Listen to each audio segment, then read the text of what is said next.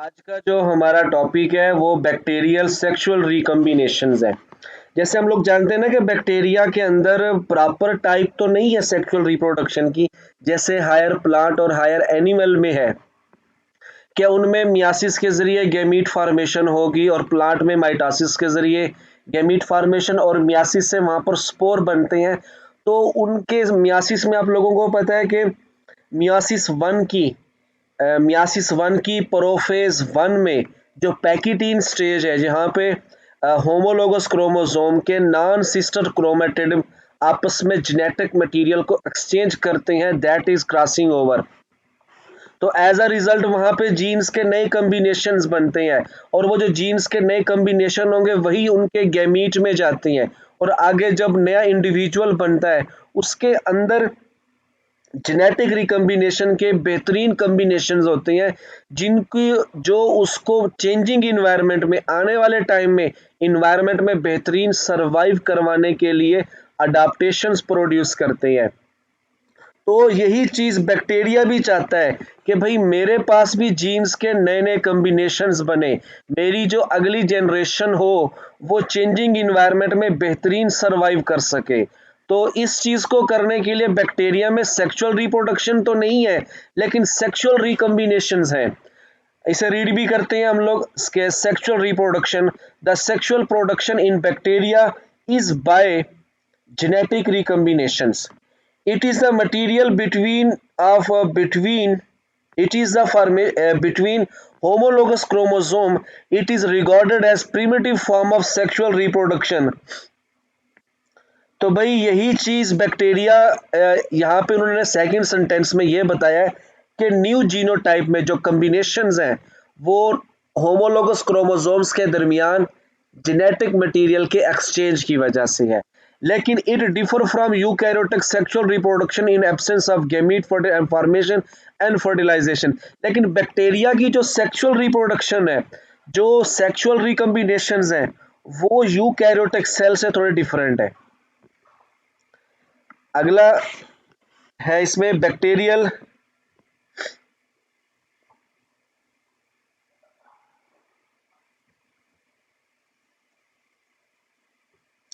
recombination. In bacterial recombination, the cells do not fuse and usually only a portion of DNA from a donor cell is transferred to the recipient cell. Students, आवाज आ रही है मेरी आप लोगों को clear? Hello,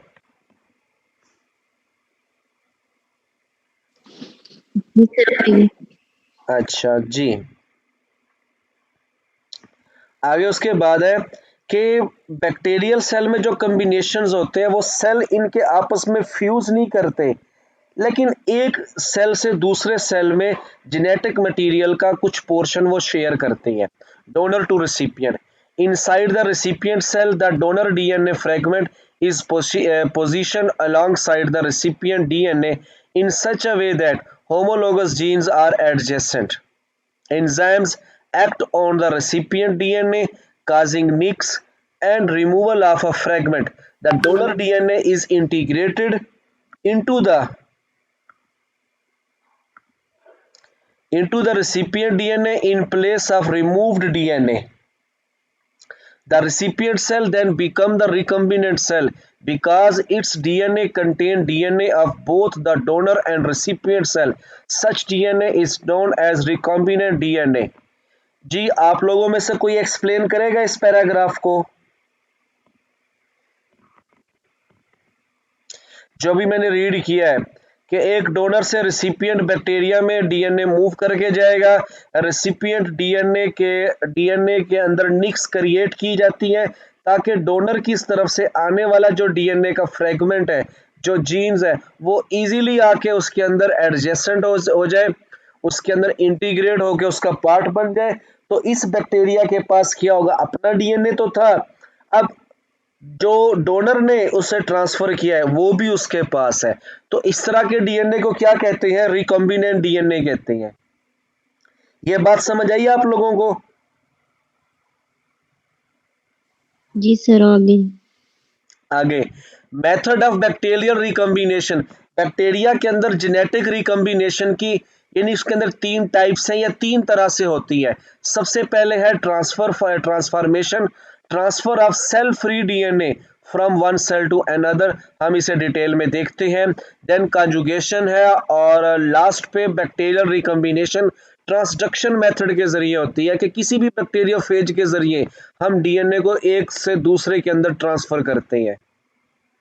जो conjugation है ये आप लोगों को पता है कि एडजस्टेड बैक्टीरिया एक दूसरे के आमने सामने आएंगे, पिलाई या सेक्स पाइलस की मदद से वो क्या करेंगे, डोनर से रिसिपिएंट में ट्रांसफर होगा डीएनए। सबसे पहले है ट्रांसफॉर्मेशन। जी, इसको आप लोग ना समझिएगा, रीडिंग भी करें आप लोग, मैं भी इसको एक्सप्लेन करता हूं कि बैक्टीरियल रिकम्बिनेशन का जो पहला मेथड है वो कौन सा है, ट्रांसफॉर्मेशन के जरिए। The first evidence of genetic recombination or exchange of hereditary material in bacteria was noted by Griffith in 1928 during his transforming experiment. अब इसका एक्सपेरिमेंट क्या था, इसे हम एक्सप्लेन करते हैं डिटेल में। इसको आप लोग बड़ा डीपली समझिएगा, मैं आपसे क्वेश्चन भी पूछता हूं, आप लोग भी पूछिएगा कि Griffith while working the streptococcus pneumoniae, जी पहले तो ये बताएं ये कौन सा बैक्टीरिया है, कौन सी बीमारी काज करता है, स्ट्रेप्टोकोकस निमोनियाई।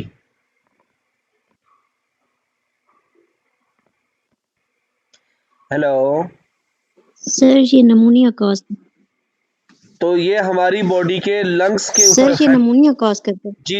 जी बिल्कुल ठीक कहा आपने कि ये नमूनिया काज करता है, ह्यूमन के लंग्स में ये स्टे करता है, वहां पे म्यूकस, वहां पर ना ये पस या म्यूकस टाइप सेक्रीशन देता है जो कि फिर सांस लेने में बड़ी तंगी होती है। Found there was 2 strain of bacterium, के जो ग्रिफ्थ है ये स्ट्रेप्टोकोकस निमोनियाई बैक्टीरिया के ऊपर वर्क कर रहा था, और इसने इस बैक्टीरियम की 2 स्ट्रेन यूज की, यानी 2 टाइप्स यूज की। One was capsulated cause disease and form smooth colony and grow on nutrient agar, it was called S type।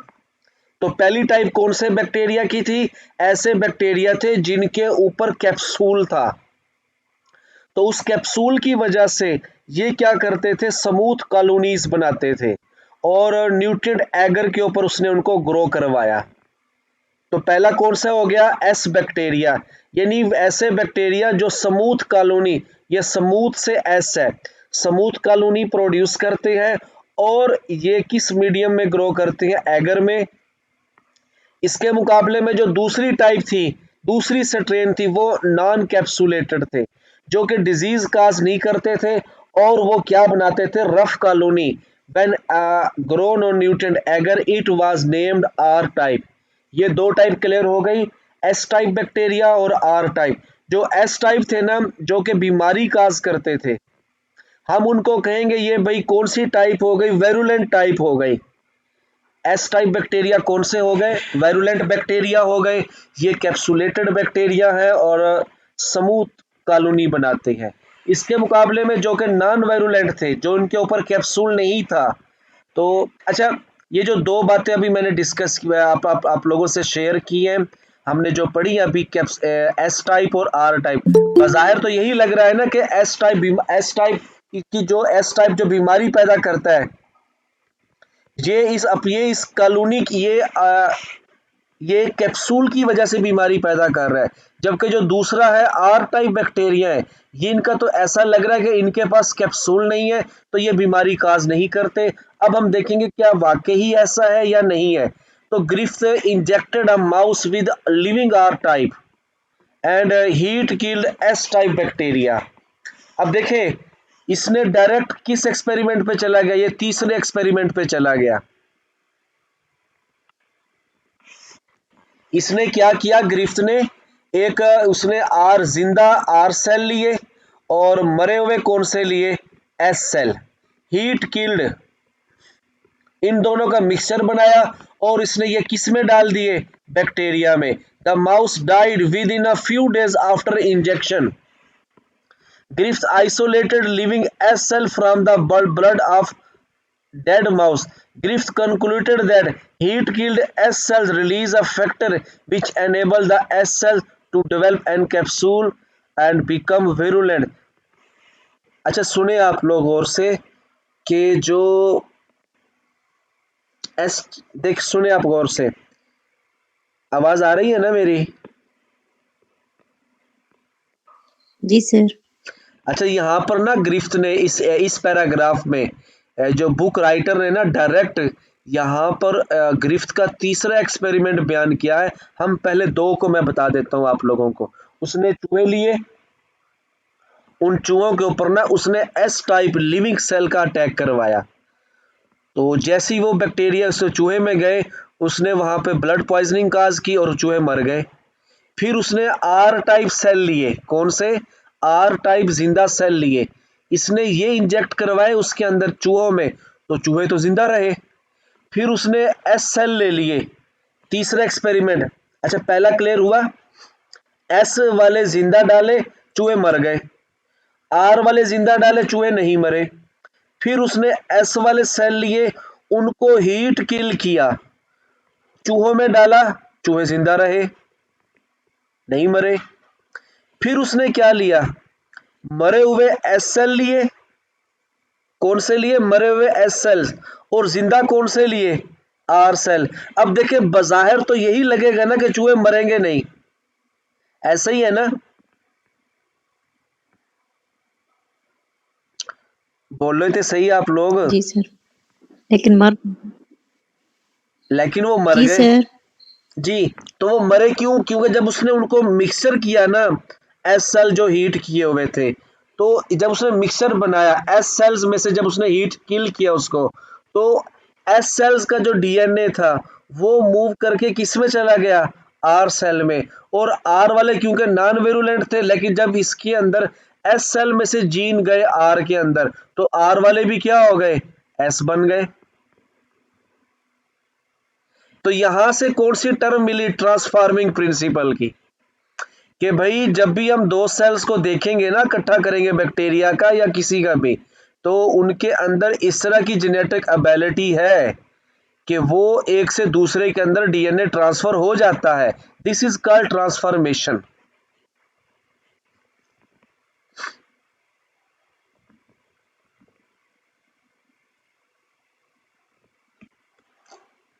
Hello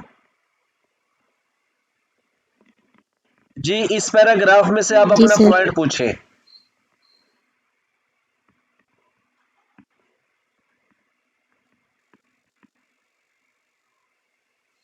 sir अगर एस टाइप वाले माइस को लगाया और वो हीट किल थे, तो फिर उस वजह से वो उनकी क्यों डेथ नहीं हुई? देखिए वो डेथ इसलिए नहीं हुई कि जो डी देखिए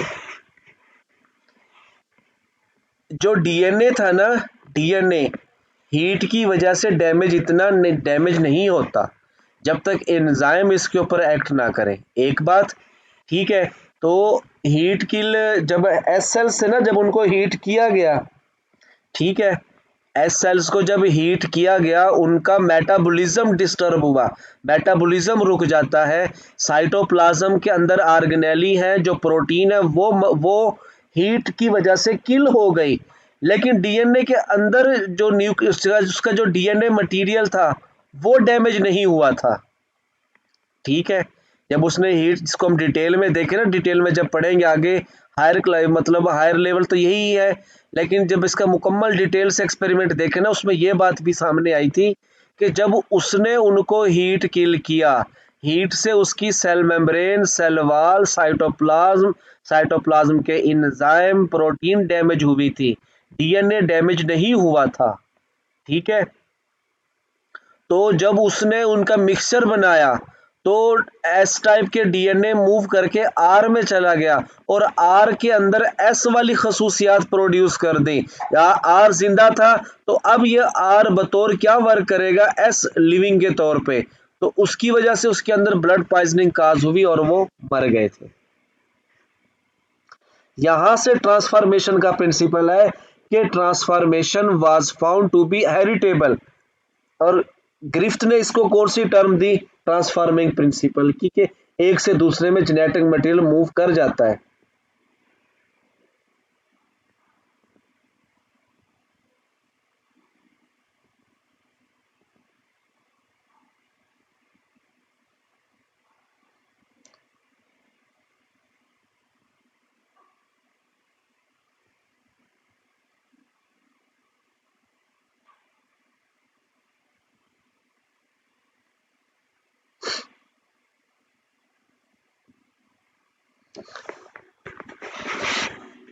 ये क्लियर हुआ आप लोगों को? हेलो, जी क्लियर है।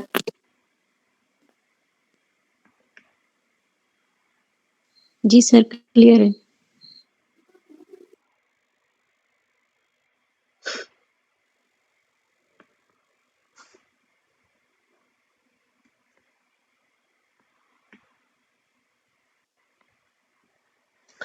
जी उसके बाद हमारा है कि ट्रांसफॉर्मिंग प्रिंसिपल की आइडेंटिफिकेशन।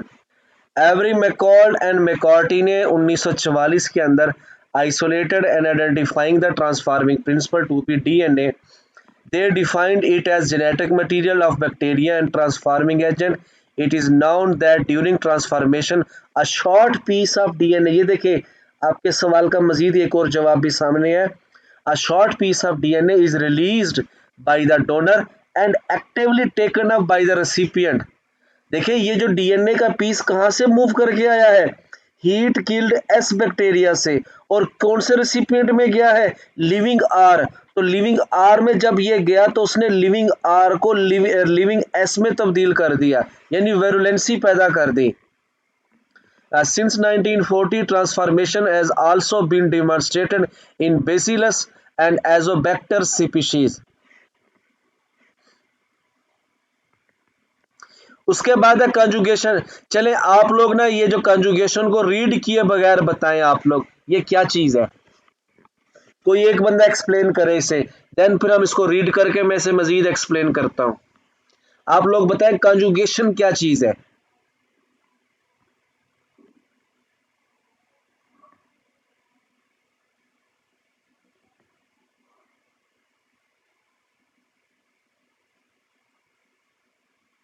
हेलो, सर इसमें ना सर इसमें ना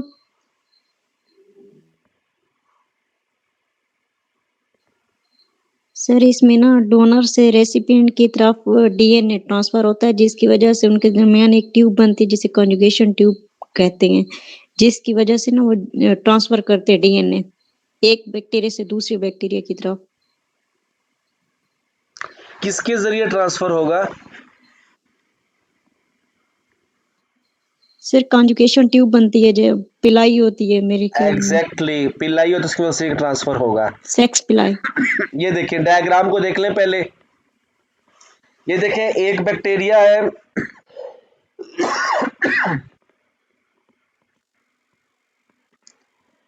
ठीक है,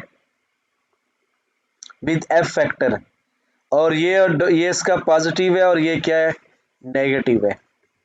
और पिल्लाई आपस में ये देखें उन्होंने कंजुगेटिंग ट्यूब बनाई, इसमें से मूव करके इस बैक्टीरिया के अंदर क्या आएगा, डीएनए आएगा। हम इसको रीड करते हैं। The process was first demonstrated experimentally by Joshua Lederberg and Edward Tatum.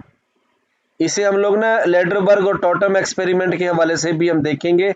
In 1946 in एजर्शिया coli they were observed that normally E. coli can synthesize all the amino acid required by it if given a supply of glucose and mineral salt. ठीक है, Lederberg and Totem induced mutation by exposing the bacteria to radiation. They obtained two mutants. One mutant was unable to synthesize biotin, a vitamin, and amino acid methionine, and the other could not synthesize amino acid threonine and leucine. Both the mutants were mixed and cultured in a medium lacking all the four factors. Theoretically, none of the cells should have grown, but a few hundred colonies developed each from one original bacterium. They suggest exchange of genetic information. The formation was ruled out as no chemical was isolated. Later, electron microscope revealed that direct cell contact or conjugation take place in E. coli.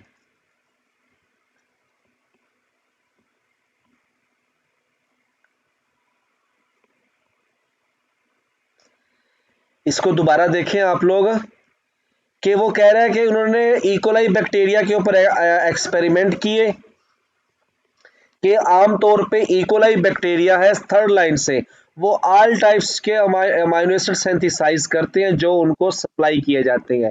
शर्त ये है कि उनको glucose दिया जाए, mineral salt वगैरह दिए जाए। तो लेडरबर्ग और टॉटम ने क्या किया, बैक्टीरिया लिए, उन बैक्टीरिया के ऊपर रेडिएशन डाली, म्यूटेशन पैदा की। तो दो तरह के म्यूटेंट सामने आए बैक्टीरिया। एक तो वो म्यूटेंट था जो कि वाइटामिन, बायोटीन और अमाइनो मिथ्योनिन को सिंथेसाइज नहीं कर सकता था, जबकि दूसरा किस चीज को सिंथेसाइज नहीं कर सकता था, थ्रियोनिन को और ल्यूसीन को। ठीक है, उन्होंने क्या किया कि उन बैक्टीरिया, देखें दो तरह के म्यूटेंट सामने आ गए, एक बायोटीन और मिथ्योनिन को सिंथेसाइज नहीं करता, दूसरा थ्रियोनिन और ल्यूसीन को सिंथेसाइज नहीं कर सकता था।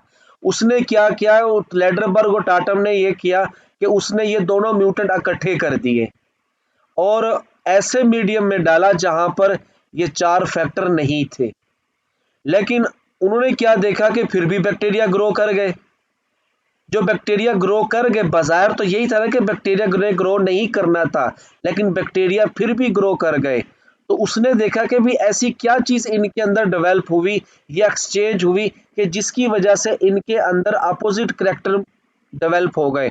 तो उन्होंने देखा कि भी जब इन्होंने बैक्टीरिया का मिक्सचर बनाया, उनको इकट्ठा किया, तो इन्होंने आपस में क्या किया, जेनेटिक मटेरियल को एक्सचेंज किया और इस तरह की सीक्वेंस उनके अंदर डेवलप हुई कि उन्होंने ये चारों फैक्टर डेवलप कर लिए और वो आसानी से ग्रो कर गए। बाद में फिर उन्होंने देखा कि भी ऐसा कौन सी चीज थी, a clear understanding of conjugation in bacteria came out about the experiment by Francis Jacob and L.A.V. Wollman suggesting that different mating type exist in E. coli. Some bacteria contain an extra chromosomal piece of DNA called sex factor or fertility factor. These cells were named male, जिसके पास ये होता था F+ और उसे donor cell कहेंगे। अच्छा बताएं, ये फर्टिलिटी फैक्टर क्या चीज है? एक्स्ट्रा क्रोमोसोमल, बताएं कि बैक्टीरिया के पास एक्स्ट्रा क्रोमोसोमल डीएनए है।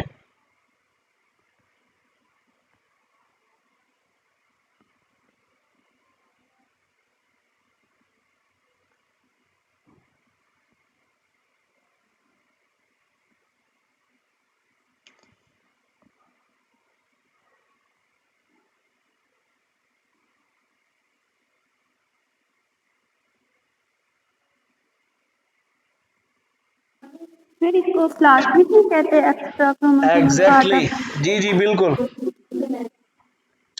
जी बिल्कुल। आगे देखें, the cell without F factor named were called female या F negative, they are recipient. E coli are coated with hair like pili, और इकोलाई बैक्टीरिया के पास पिल्लाई भी मौजूद होते हैं। F contain 1 to 3 additional pilus and F pili are sex pili which are responsible for physical contact between the cell। और वो वाले pilus यानी पिलाई जो एक से दूसरे बैक्टीरिया के दरमियान फिजिकल कंटेक्ट करवाते हैं, उनको क्या नाम देंगे? उनको सेक्स पिलाई का नाम देंगे। और ये क्या करेंगे? F पॉजिटिव से, और F positive were discovered which undergo sexual reproduction with F negative cells are greater rate. These strain are called high frequency recombination strain or HFR strain. This discovery helped in better understanding of conjugation. कि during conjugation क्या होता है कि F positive और F negative आपस में physical contact करेंगे, तो इसीलिए इनको क्या का नाम दिया गया है? HFR का, हाई फ्रिक्वेंसी रिकम्बिनेशन स्ट्रेन। ऐसी स्ट्रेन जो आपस में क्या करती हैं? सेक्सुअल रिप्रोडक्शन करती हैं, उन स्ट्रेन को। अच्छा, बैक्टीरिया में बात आ रही है कि सेक्सुअल रिप्रोडक्शन करती है, तो इसको आप लोग ना चेंज ना कीजिए कंसेप्ट को कि जानवर और पौधों की तरह, बल्कि ये आपस में जेनेटिक मटेरियल को एक्सचेंज कर रहे हैं, इसलिए इनको, इनके इस मेथड को सेक्सुअल रिप्रोडक्शन का नाम दिया जाता है। तो F factor unwind and replicates a single standard F factor cross to the recipient cell through sex pili. DNA replication occur in both donor and recipient cell so that double standard nature of DNA is re-established in both cell। देखिए, जो जिसके पास F factor है, ठीक है, जिसके पास F factor है, वो क्या करेगा, डीएनए का या जीन्स का एक पीस लेगा, उसकी रेप्लिकेशन करके वो किसको देगा, एफ नेगेटिव को। एफ नेगेटिव में जाके वो डीएनए का जो सिंगल स्ट्रैंड था वो अपनी रेप्लिकेशन करके क्या बना लेगा, दोबारा से डबल डीएनए बना लेगा, और वो डीएनए का और वो डोनर उसका रेसिपिएंट बैक्टीरिया का हिस्सा बन जाएगा। तो इसे कहते हैं बैक्टीरियल कॉन्जुगेशन, के एक से दूसरे के अंदर जो डीएनए ट्रांसफर होगा वो एफ फैक्टर की मदद से ट्रांसफर होगा। ये आप लोग डायग्राम देखें इसकी,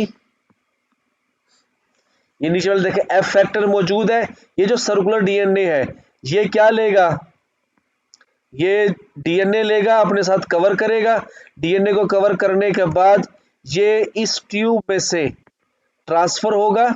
बी डायग्राम में देखें, ट्यूब में ट्रांसफर होके ये उसमें जाएगा और जाके उसका हिस्सा बन जाएगा।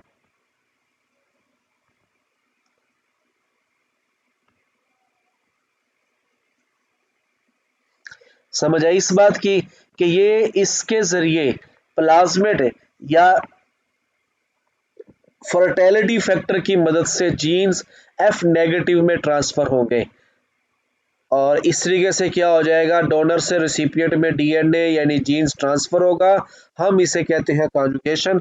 अब जो एफ नेगेटिव के अंदर जो डीएनए ट्रांसफर हुआ है वो डीएनए उसके अंदर जाके जेनेटिक चेंजेस लेके आएगा, उसमें इस तरह की चेंजेस लेके आएगा कि वो इन फ्यूचर या आने वाले टाइम में बेहतरीन सर्वाइव कर सकेगा। उसकी बॉडी के अंदर इन्वायरमेंट के अकॉर्डिंग इस तरह के स्ट्रक्चर प्रोड्यूस होंगे, आया कि वो इंजाइम है, प्रोटीन है, कोई भी चीज़, कोई भी सेल के अंदर कोई भी चेंज आती है तो वो उसके लिए पॉजिटिव चेंज होगी और जो उसको चेंजिंग इन्वायरमेंट में सर्वाइव करवा सकेगी। तो रेसिपिएंट्स, डोनर से रेसिपिएंट की तरफ जीन्स का ट्रांसफर होना, डीएनए का ट्रांसफर होना, हम इसे क्या नाम देते हैं, कॉन्जुगेशन का।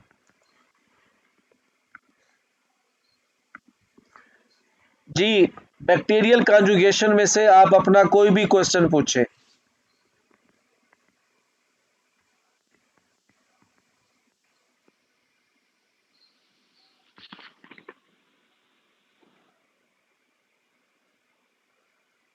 जी, आप लोग इसको देखें, बैक्टीरियल कॉन्जुगेशन को रीड करें और इसमें से अपना क्वेश्चन पूछें।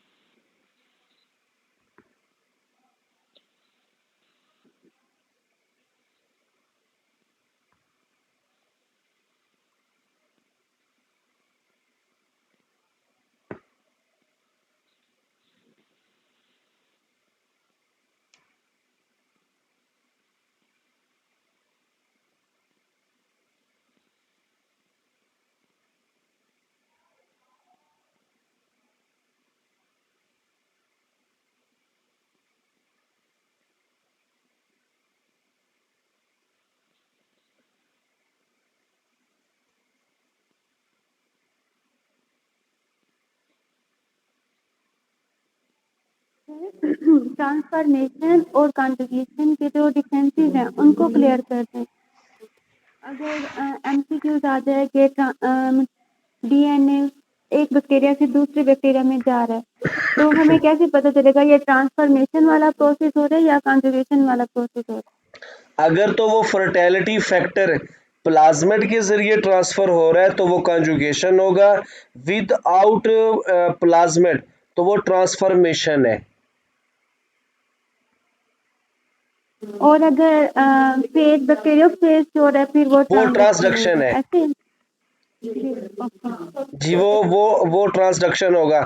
उस पे आ जाते हैं अब हम लोग कि ट्रांसडक्शन भी असल में transmission of a double standard piece of DNA from a donor cell to a recipient cell through a third party usually as bacteriophage.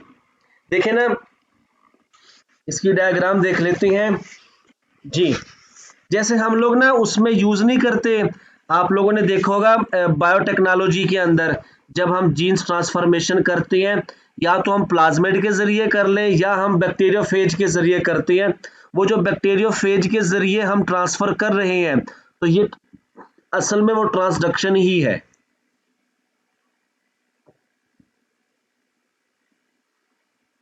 समझ आई इस चीज की? The phenomena was discovered by Zander and Lederberg in 1952 when they were searching for sexual conjugation in Salmonella typhimurium। अच्छा ये बताए साल्मोनीला कौन सा bacteria है? सिर्फ साल्मोनीला, और इसका कंप्लीट नेम है जो फूड पॉइजनिंग भी काज करता है ह्यूमन के अंदर।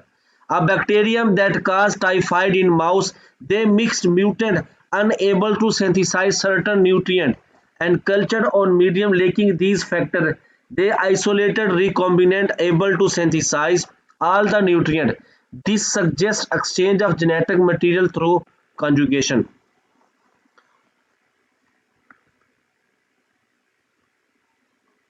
Later, they carried U-tube experiment. They placed nutritional mutant in each arm of tube and separated them by a fine glass filter that does not allow the bacteria to pass through it. However, recombinants were found even then. This rules out conjugation. Zinder and Lederberg suggest that some filterable agent is responsible for exchange of genetic material. It was also observed that this agent is not destroyed by DNAs. This suggests absence of transformation. It was soon found that this filterable agent is a phage virus of bacteriophage. Later, the phenomena was also observed in E. coli. Transduction का experiment है कि वो क्या करेंगे, during injection of bacteriophage और phase virus attach itself to the surface of bacterial cell and inject its DNA into the cell. The viral DNA directs the synthesis of viral protein and new phage particles are assembled in the cell. The cell wall of bacterial cell bursts and the phage are released. This is called lytic cycle. However, some viruses incorporate their DNA into bacterial chromosome after infection. These are called temperate phage or recombinant DNA is also known as prophage. Such bacteria are called lysogenic bacteria. The viral DNA replicates along the bacterial chromosome normally. However, under certain conditions, it destroys the bacterial cell and the prophage are released. When these prophage infect other bacteria, they transfer donor bacterial DNA into the recipient bacterial DNA. Thus, phage virus serve as vector donor between donor and the recipient. तो transduction में क्या चीज है कि एक donor bacterium होगा, उसका DNA, उसका कोई डीएनए या उसका जीन्स का कोई फ्रेगमेंट लेंगे जो कि हम डालेंगे किसके अंदर। अब ना इस चीज को हम किस स्टेप से शुरू करते हैं ये देखना है कि जो एक फेज है वो किसके ऊपर अटैक करेगा, बैक्टीरिया के ऊपर। अपने डीएनए को, वो जो वायरस होगा अपना डीएनए किस में दाखिल कर देगा, बैक्टीरिया के अंदर। ठीक है, तो उसी बैक्टीरियल डीएनए जिसके अंदर वायरल डीएनए है उसकी फिर आगे मल्टीपल कॉपीज तैयार होंगी, नए फेज बैक्टीरिया बनेंगे, हर एक के अंदर डीएनए जाएगा। तो वो जो उस फेज के अंदर डीएनए होगा, अब उसके अंदर अपना डीएनए भी है और बैक्टीरिया का डीएनए भी है। अब ये वहां से निकलकर उसकी सेल मेम्ब्रेन को ब्रेक करके अदर बैक्टीरिया के ऊपर अटैक करेंगे, तो अपने डीएनए को बैक्टीरिया के डीएनए में दाखिल करेंगे। जब उसके अंदर वो डीएनए को दाखिल करेंगे तो एक तरह से उसके डीएनए में पिछले बैक्टीरिया का डीएनए भी है। अब ये इसने अगले रेसिपिएंट बैक्टीरिया के अंदर डीएनए को इंजेक्ट कर दिया, तो यानी कि जो फेज वायरस है ये बतौर वेक्टर काम कर रहा है और अगले बैक्टीरिया को रिकॉम्बिनेंट बना रहा है। तो जब हम किसी वायरस की मदद से एक से दूसरे बैक्टीरिया में डीएनए ट्रांसफर होता है, इसे कहते हैं ट्रांसडक्शन, जो कि ट्रांसड्यूस किया है उसने। तो ट्रांसडक्शन की दो अकसाम है, पहली है जनरलाइज्ड ट्रांसडक्शन और दूसरा है स्पेशलाइज्ड। तो जनरलाइज में क्या होगा कि all fragments of bacterial DNA have a chance to enter a transducing phage, this process is called generalized DNA. तो जनरलाइज में ये होगा कि उस बैक्टीरिया का सारा डीएनए ट्रांसफर होगा, जबकि स्पेशलाइज में क्या होगा कि बैक्टीरिया के डीएनए का कोई स्पेशल पीस, कोई स्पेशल जीन ही एक रिसिपिएंट से डोनर में, एक डोनर से रिसिपिएंट में जाएगा, इसे कहेंगे स्पेशलाइज्ड ट्रांसडक्शन। जी, आप लोग ये सामने स्क्रीन पर ये जो नजर आ रही है आप लोगों को जनरलाइज्ड ट्रांसडक्शन, इसको रीड करें और इसमें से फिर अपना पॉइंट पूछें। जी, आप लोग रीड करें इसे, जो आप लोगों को स्क्रीन पे नजर आ रहा है, जनरलाइज्ड ट्रांसडक्शन, जो कि ट्रांसडक्शन की पहली टाइप है, इसको रीड करें और अपना क्वेश्चन पूछें।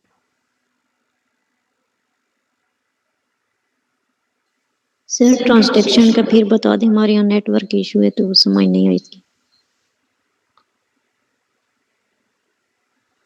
ट्रांसडक्शन का मतलब ये है कि एक बैक्टीरिया से दूसरे बैक्टीरिया में डीएनए ट्रांसफर होता है, ठीक है, आपस में डीएनए एक्सचेंज हुआ, तो ये एक वायरस की मदद से होगा।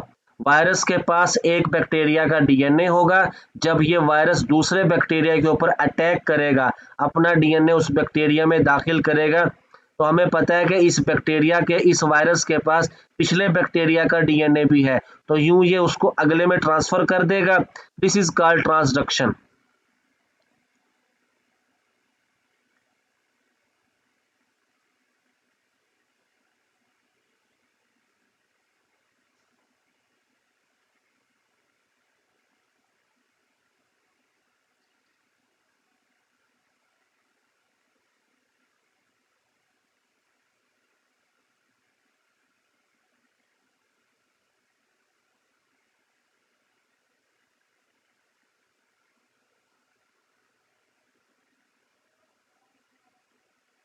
समझ आई इस बात की? जी सर। अच्छा देखिए ना, वो जो हमने वायरस का लीटिक साइकिल पढ़ा था, समझ आई, बैक्टीरिया का लीटिक साइकिल, तो लीटिक साइकिल में क्या होता है कि वायरस आता है, उसका डीएनए बैक्टीरिया के डीएनए के उसके ऊपर अटैक करता है, तो उस बैक्टीरिया के डीएनए का कुछ हिस्सा, उसका कुछ हिस्सा उसके साथ जुड़ जाता है, ठीक है, तो आगे जब नए वायरस वायरस बनते हैं, उनके पास अपना डीएनए भी होता है, बैक्टीरिया का डीएनए भी होता है, और यूं आगे उसको ट्रांसफर करते हैं, तो इस तरीके से ये बन जाता है।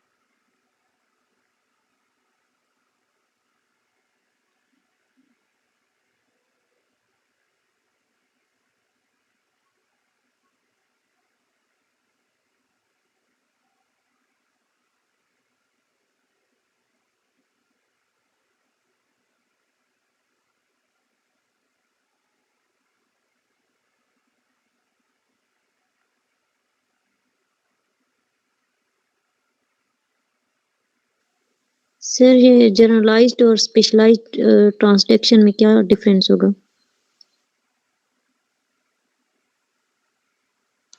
जनरलाइज में ये होगा कि उस फेज के पास बैक्टीरिया का मैक्सिमम डीएनए होगा, जबकि वो ट्रांसफर करेगा, स्पेशलाइज्ड में कोई स्पेसिफिक जीन वो ट्रांसफर किया जाएगा।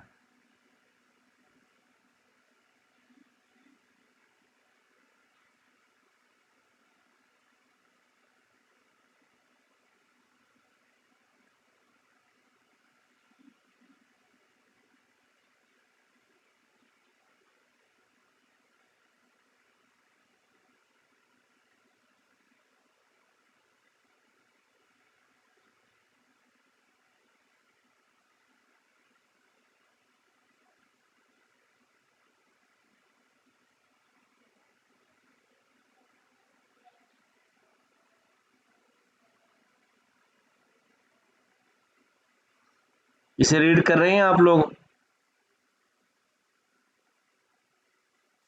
जी सर। जनरलाइज को रीड करें पहले। देखिए ना, वायरस का आप लोगों ने बैक्टीरियोफेज यानी फेज, बैक्टीरियोफेज को फेज भी जो बैक्टीरिया पे अटैक करता है, और खास तौर पे कौन से बैक्टीरिया पे, इकोलाई बैक्टीरिया पे। जब फेज वायरस का डीएनए लाइसोजेनिक साइकिल में देखा आप लोगों ने, बैक्टीरिया में एंटर होता है फेज का डीएनए या वायरस का डीएनए, तो वो बैक्टीरिया के डीएनए में इनकॉर्पोरेट होकर उसका हिस्सा बन जाता है, ठीक है। फिर आगे वही बैक्टीरिया ग्रो करेगा, एक बार माइटोसिस, 2 बार, 3 बार, 4 बार, मल्टी टाइम करेगा। तो फिर उसके अंदर क्या हो जाता है, अचानक से उसके अंदर चेंज आती है उसके जीन्स में, तो उसके अंदर लिटिक साइकिल शुरू हो जाता है, ठीक है। तो अब क्या होगा कि लिटिक साइकिल स्टार्ट होगा, तो बैक्टीरिया के डीएनए के फ्रेगमेंट्स बनते हैं और नए फेज वायरस तैयार होते हैं, तो सबके अंदर वो डीएनए जाता है।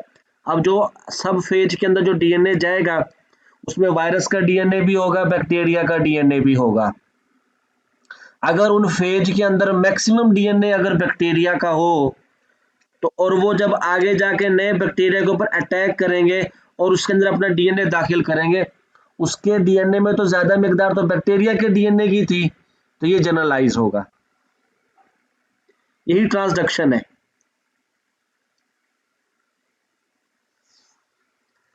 अब आ जाए आप लोग स्पेशलाइज्ड ट्रांसडक्शन पे, इसको रीड करें और इसमें से पूछें अपना क्वेश्चन।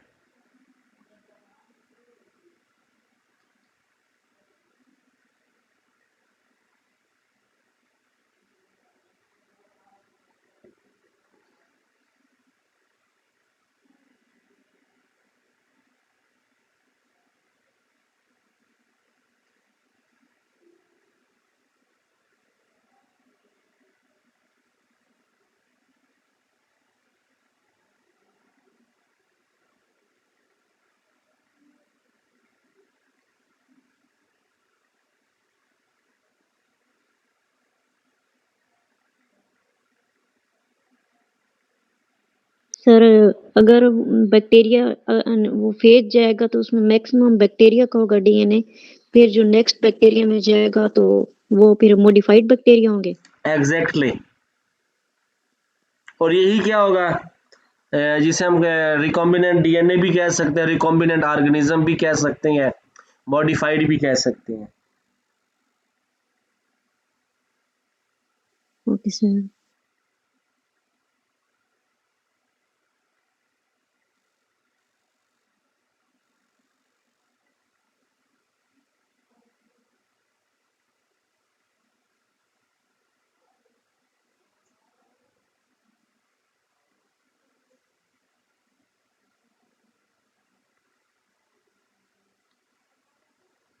जी आगे है स्पेशलाइज्ड, ये दोनों हो गए हमारे पास।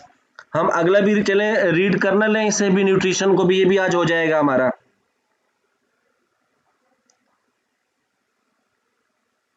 हेलो